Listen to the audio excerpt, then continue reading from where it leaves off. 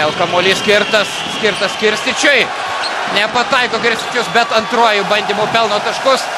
Lietuvos rinktinė pradeda Europos krepšinio čempionatą praėjus lygiai 10 metų nuo auksinės lentėje ir viskas prasideda nuo pradžių.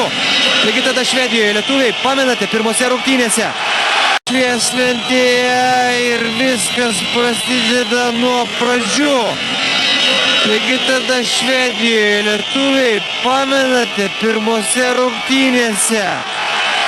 Tarkim, rungtynėse su graikais lietuviai irgi pralaimėjo kovą dėl atšokusių kamuolių ir tai yra vienas iš pagrindinių šitos rinktinės. Tarkim, rungtynėse su graikais lietuviai irgi pralaimėjo kovą dėl atšokusių kamuolių ir tai yra vienas iš pagrindinių šitos rinktinės.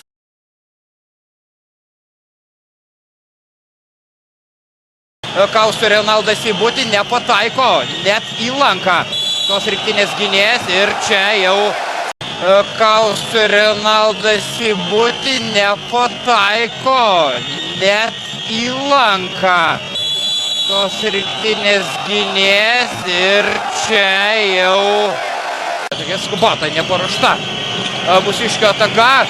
Nuolat, aišku, bus maitinamas kamuoliais Nenadas Kirstičius ir vėl bei. Koks startinis išskyrus vieną pakeitimą. Jonas Valančiūnas užėmė Roberto Javtoko vietą baudos aikštelėje. Jo dabar dvikovas su Nenadu Kirstičium. Pagavo Nenadas Kirstičius Joną Valančiūną. Koks startinis išskyrus vieną pakeitimą. Jonas Valančiūnas užėmė Roberto Javtoko vietą baudos aikštelėje.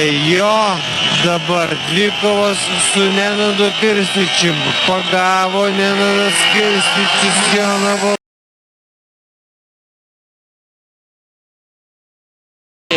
Nenadą Kirstičių. Gana sunku išstumti iš baudos aikštelės Serbijos rinktinės vidurio puolėjo. Štai keli jo apgaulingi judesiai ir kamuolys krepšyje. Tiesiog krepšininkas Maskvos CSKA ekipos vidurio puolėjas. Kirstičius atakuoja.